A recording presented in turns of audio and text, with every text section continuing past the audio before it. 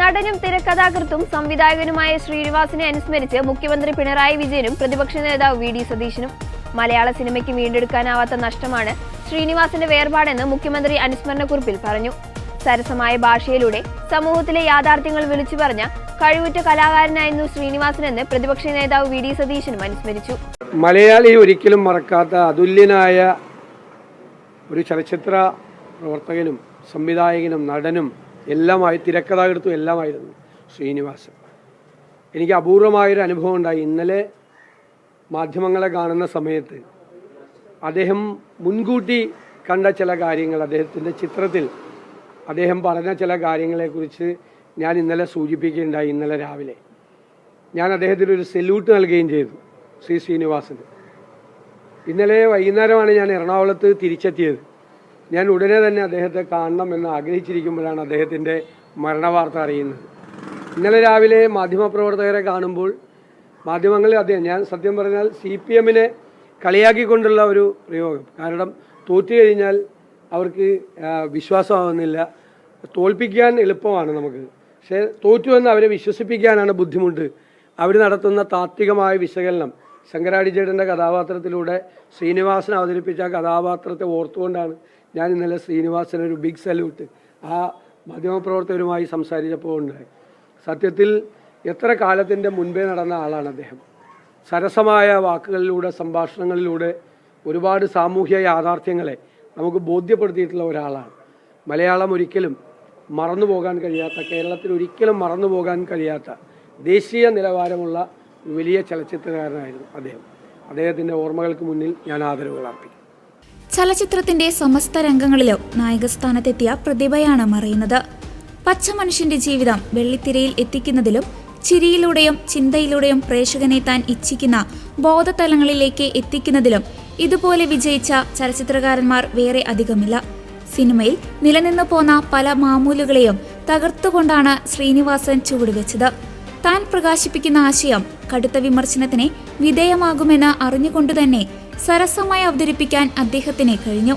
കടുത്ത വിയോജിപ്പുള്ളവരും ശ്രീനിവാസനിലെ പ്രതിഭയെ ആദരിച്ചു. മലയാള ചലച്ചിത്ര രംഗത്തെ ആസ്വാദന തലത്തെ ഭാവാത്മകമാം വിധം മാറ്റുന്നതിന് ശ്രീനിവാസൻ പ്രയത്നിച്ചു. തന്റെ സാമൂഹ്യ കാഴ്ചപ്പാടുകളെ ആക്ഷേപഹാസ്യത്തിലൂടെ അവതരിപ്പിക്കുന്നതിൽ വിജയിച്ച ചലച്ചിത്രകാരൻ കൂടിയാണ് ശ്രീനിവാസനെന്നും മുഖ്യമന്ത്രി അനുസ്മരിച്ചു.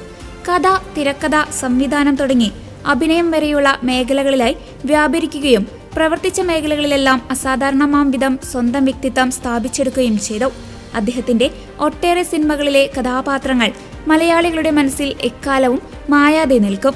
എന്നെ സംബന്ധിച്ചിടത്തോളം വ്യക്തിപരമായി കൂടി ഒരു നഷ്ടമാണ് ശ്രീനിവാസന്റെ വിയോഗം ഉണ്ടാക്കുന്നത്.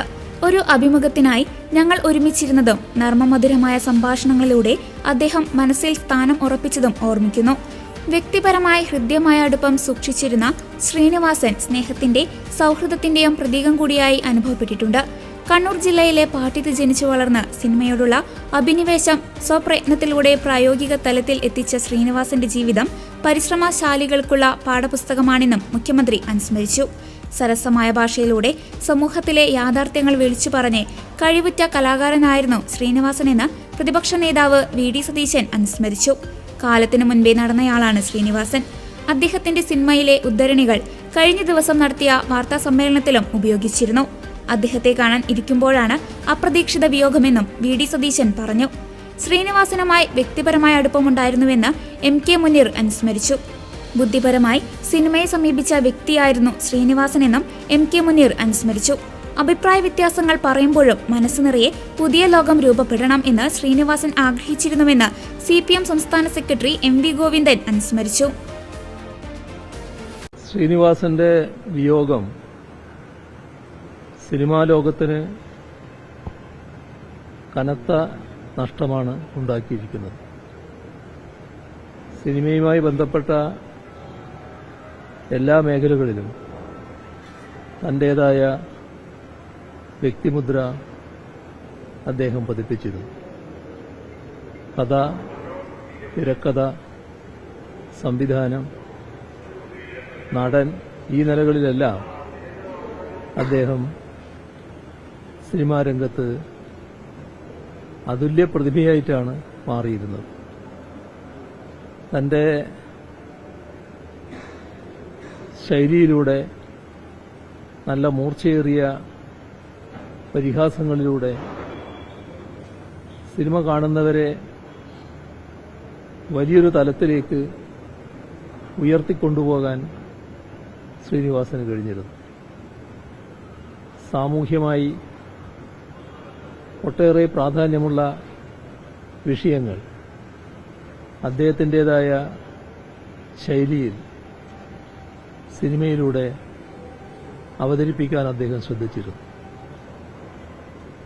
കണ്ണൂരിലെ പാട്യത്തുകാരനായ അദ്ദേഹം നാട്ടിലുള്ള പ്രശ്നങ്ങളടക്കം ഉൾക്കൊള്ളിച്ചുകൊണ്ടും സിനിമയെടുത്തതും ഈ ഘട്ടത്തിൽ ഓർമ്മിക്കുകയാണ്. നല്ല നിശിതമായ വിമർശനം സിനിമയിലൂടെ ഉയർത്തിക്കൊണ്ടുവരാൻ അദ്ദേഹത്തിന് കഴിഞ്ഞിരുന്നു. എല്ലാ രീതിയിലും കനത്ത നഷ്ടം വ്യക്തിപരമായും വലിയ തോതിലുള്ള ഒരു നഷ്ടം ഇതിലൂടെ സംഭവിച്ചിരിക്കുന്നു എന്നതാണ് കാണാൻ സാധിക്കുക. അദ്ദേഹത്തിൻ്റെ കുടുംബാംഗങ്ങളോടും സുഹൃത്തുക്കളോടുമൊപ്പം അദ്ദേഹത്തിൻ്റെ വിയോഗത്തിൽ അഗാധമായ ദുഃഖവും അനുശോചനവും രേഖപ്പെടുത്തുന്നു.